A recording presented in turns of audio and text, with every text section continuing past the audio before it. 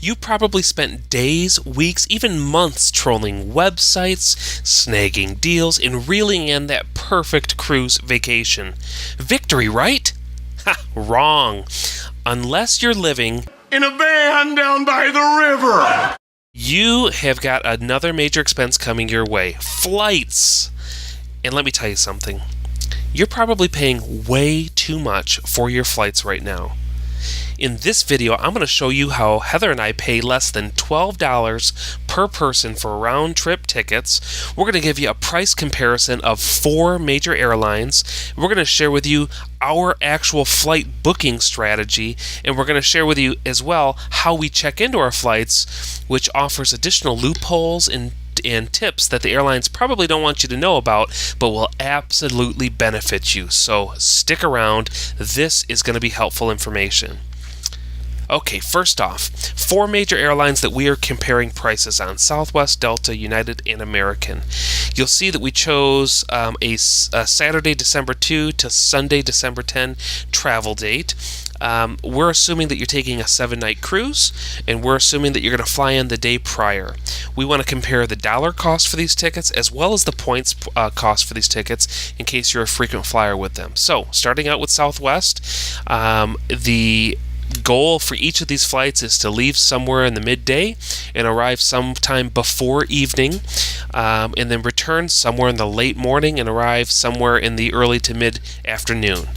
Dollar cost of the Southwest flight would be around $400, and if we used travel points through the Rapid Rewards, it'd be around $24,500. Delta, 11 o'clock a.m. flight and so on, midday flight, $475, 43,000 points round trip.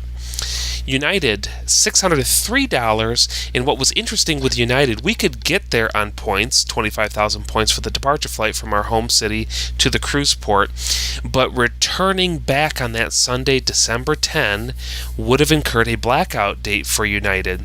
Now, I'm sure we could probably sit standby and maybe try to fit ourselves onto a United flight, but we of course would run the risk of being dragged off, beaten to a pulp, and then made into a YouTube video. Too soon for that? Probably too soon.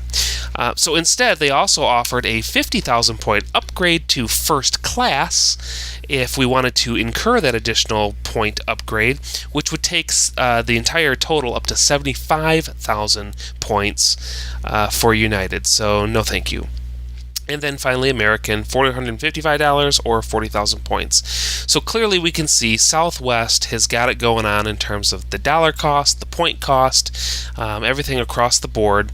You know, Southwest is interesting. Every aircraft that they run is a Boeing 737 aircraft.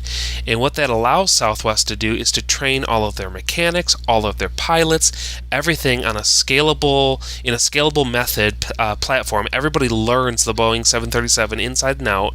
And so they're all interchangeable, which makes the company run very efficiently from a human resource perspective. Additionally, for parts, they can buy parts at scale, and that allows the company to be even more efficient and effective in terms of their part inventory and maintenance records and so on. And in the event that you have to actually swap out an aircraft unexpectedly for purposes of mechanical challenges and so on, because Southwest runs a hub model, which means that they typically route through major hubs to get almost anywhere in the country. Those hubs aren't too far away, and they could probably get you an aircraft pretty conveniently and quickly. So we have found that Southwest, for us, is the preferred airline. Not to mention, they're just downright fun. I mean, we have been on Southwest flights before with the flight attendants making that boring announcement, and they say something hilarious in that. And I would encourage, check out YouTube videos on funny Southwest flight attendants and just see what you come up with there. There's some really fun stories that I've heard from people that fly Southwest. So, but there are some unique intricacies to Southwest that I'd like to share with you in our overall strategy. But as you can see from just a points and dollars perspective, this is the clear winner and certainly floats above. Now, another component that you need to keep into consideration today is that your suitcase, your luggage is not going to be free as it once was decades ago. Southwest, fortunately, is one of the very few airlines that still offer free checked bags, 50 pounds and under, for your first and second bag. So if you were to bring 2 bags with you through Delta or United American, you could add another $60 to the flight of total of your overall cost. And if you're traveling with multiple family members, that really can add up quickly. So clearly, Southwest, heads and shoulders above the rest, for us is our preferred airline.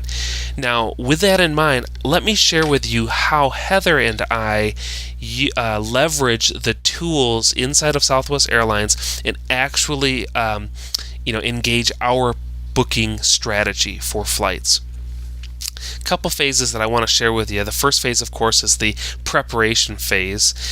We typically book our flights well in advance.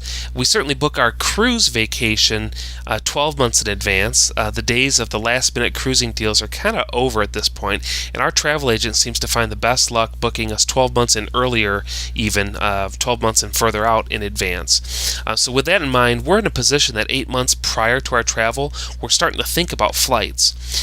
I would encourage each one of you to consider Googling this phrase: when does Southwest Airlines release schedules?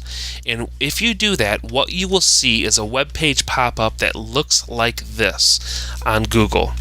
And you could certainly, of course, use the travel tools kind of pop up under here, but if you keep going and actually follow this link in, what you'll discover at the Southwest website, so you know it's legitimate, that there is a page in the travel tools section where Southwest tells you when the next batch of flights is going to be released for their total schedule. So in this particular case, as I searched earlier today, if I planned on June 22 as the date when they're going to open up flights all the way through March 7th, I could then take a look on June 22 and be able to actually schedule and purchase my flights around March or just prior to March. Why is that important? Well, Southwest, as we were saying here in our overall booking strategy, Southwest releases flights, I believe 7-ish months prior to the flight date. So they release them in batches as well. That's unique from some of the other airlines that you can book flights, some of them 12 months in advance. And when you have the opportunity to, let's say, make pre-decisions with your spouse on what the acceptable flight parameters are and so on, you can actually set your alarm clock that morning and jump in and book your flight and probably get a better price than you will for the whole rest of the booking season. So we take that information of when the actual date of the next batch is going to be unveiled by Southwest, and Heather and I begin talking about acceptable flight parameters such as dates, times, what connection airports we'd like to go through, etc. We make a pre-decision on what our acceptable parameters are, and then I personally set an alarm to be at my computer by 7 o'clock a.m. Eastern Time on whatever that particular date is that the next batch of flights that our cruise flight would qualify into is going to be. Does that make sense? So for instance, if it was June 22 that I knew my batch of flights would be released that fall around our cruise, I would set an alarm June 22, 7 o'clock to be at my computer, logged on at my southwest.com account, ready to make my purchase with the pre-decision that my wife and I had made. And rule of thumb, when your cell phone says it's 7 o'clock, then as you're already logged in, then click the refresh button to be there at 7 o'clock a.m. and 1 second and start searching and pull that flight up that meets the parameters that you had previously determined. And when you make this purchase, know that this is probably going to be the cheapest flight cost for Southwest because you're the very first person to the front door. There's going to be a lot of other extras and add-ons that either slow down the purchase process for you or maybe are confusing. Just know that with Southwest, you can always add those extras at any other time. You don't have to do that right away. And just a couple of pro tips for you as you're booking your flight. If you decide to use Southwest or any airline, we recommend always fly in the day prior to to your cruise embarkation. That's the day that your cruise actually leaves. So if you remember back to our original scenario, we were assuming that your cruise was a Sunday to Sunday cruise, a 7-night cruise, that you would be flying in on the Saturday prior to that.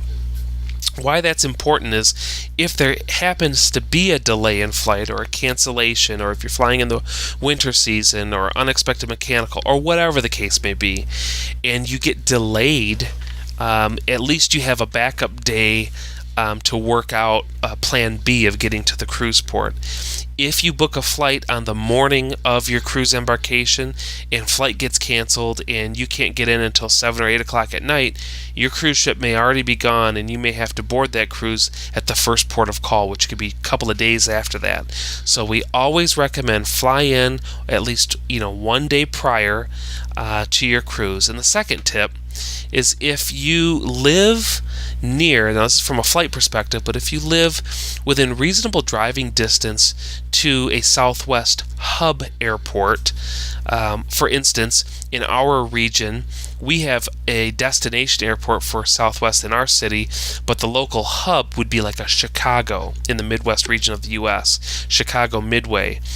For us, it's about a 2.5-hour drive to Chicago Midway, but if we were willing to drive there and store a car either with a friend, relative, or even long-term parking, you can find cheaper flights and even direct flights on Southwest if you're willing to drive yourself to a hub airport. Now, if you're just traveling 1 or 2 people, you're probably chuckling at that, but let's just assume you have a family of 4 or 6. And so every positive decision that you make to more effectively and efficiently book these flights, you can compound it by 6 in terms of the value. So consider driving to a local hub. So, okay, enough about that. So that is our booking strategy. Now we have booked the flight. We're getting very close to the cruise. In fact, we're probably 24 hours or so away from our flight leaving from our hometown to the cruise port. Well, what are some of the things that we need to be aware of in terms of Southwest Airlines? Well, you need to know Southwest does not have assigned seating. And this, if this is your first time flying Southwest, can catch you off guard. So be aware, it is open seating with Southwest. Now, they board in kind of waves. They'll assign your ticket with a Group A, a Group B, or a Group C note on it. And as you board, you will simply stand up when they call Group A, and Group A people will board the flight.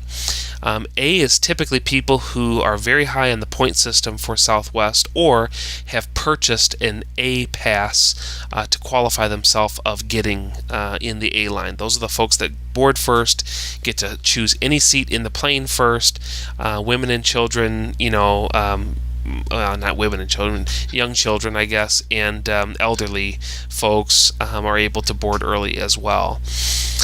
And then B would be the next, whoever had booked or checked into the flight most recently. The earliest check-ins get usually the best numbers of B, and then if you were delayed or just forgot to check in altogether, you may end up getting a C for your boarding, which means you get less of an actual choice. Okay, so when checking in 24 hours prior to your original flight leaving your hometown, you're going to want to set an alarm and be at your computer to check in. There are people that set a Southwest check-in strategy like this, where they are literally sitting at their computer ready to click the check-in button or on their mobile app exactly 24 hours prior to flight. Southwest uses an automated time-based system that assigns you your A, B, or C class based on how quickly after that and in what order in sequence you check in exactly 24 hours prior to your flight's departure. Keep in mind, you can also purchase a list, and one strategy that we'll share with you is if you're traveling with 2 or even 4 people, consider booking an A-list or purchasing an A-list upgrade for one person, and then having that person kind of go in as your scout and lay down bags and some, and purses and kind of things, and try to save seats. Now, Southwest will tell you you can't save seats here, but I would see it rarely enforced as a policy. So that is an idea, a loophole, if you will, to try to get yourself seated next to a loved one on Southwest. Now, on the return, you got to remember, if you're coming back from a cruise 24 hours prior to your return flight's departure, you're probably going to be floating around the middle of the ocean somewhere.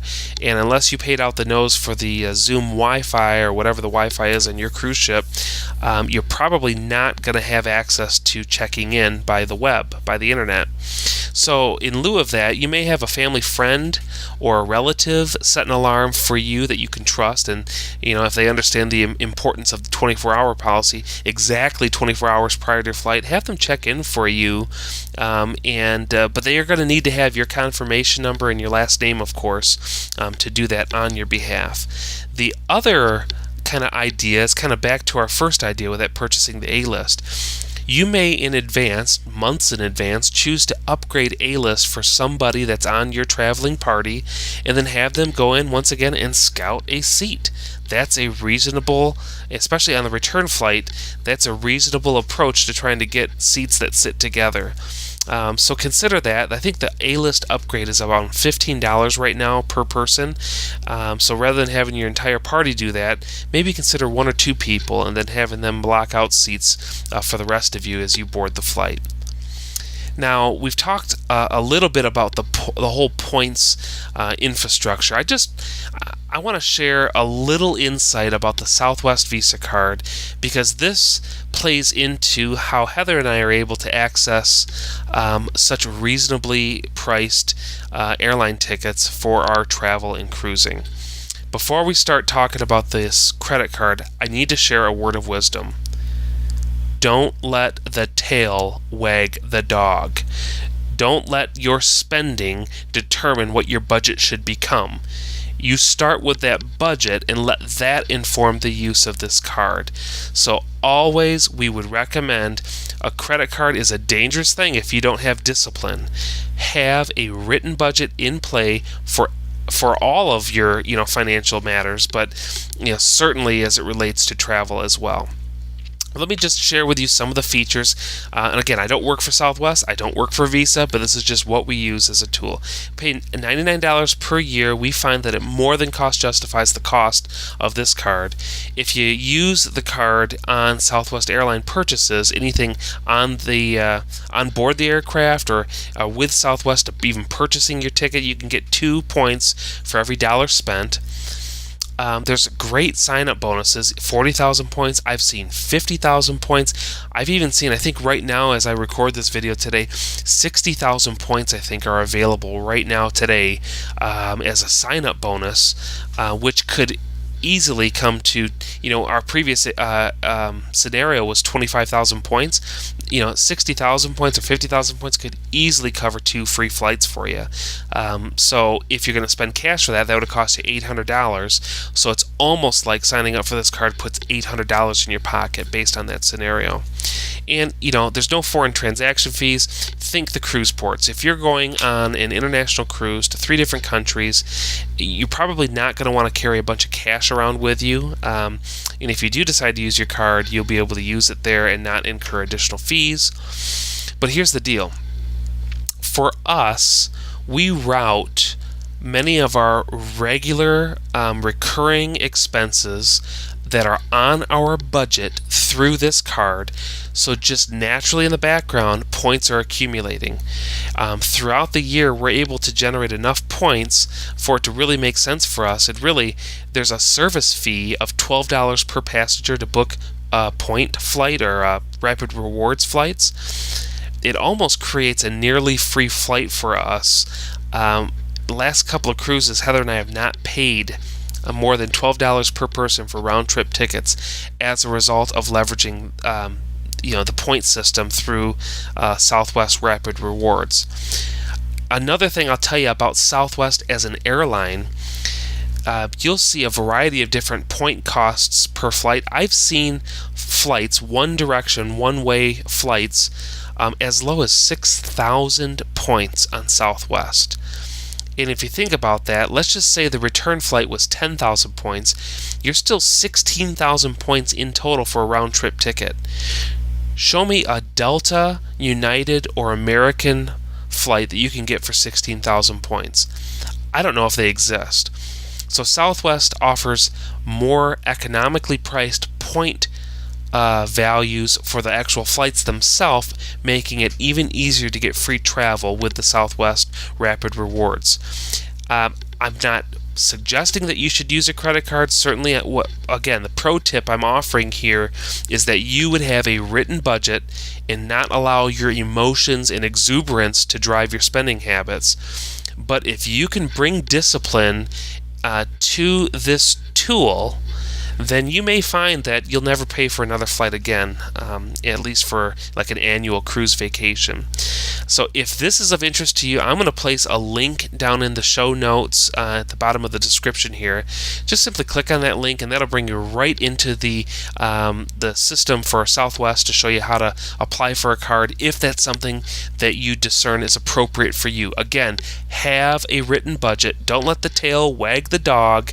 Be sure that your budget informs the use of this card, because I don't want to hear from you in 3 or 6 months and say that you're in over your eyeballs on credit card debt because you didn't bring discipline to the use of this. It's like using a chainsaw. I mean, yeah, it's going to make things way more efficient, but if you don't have the discipline to use it right, you're going to lop your leg off.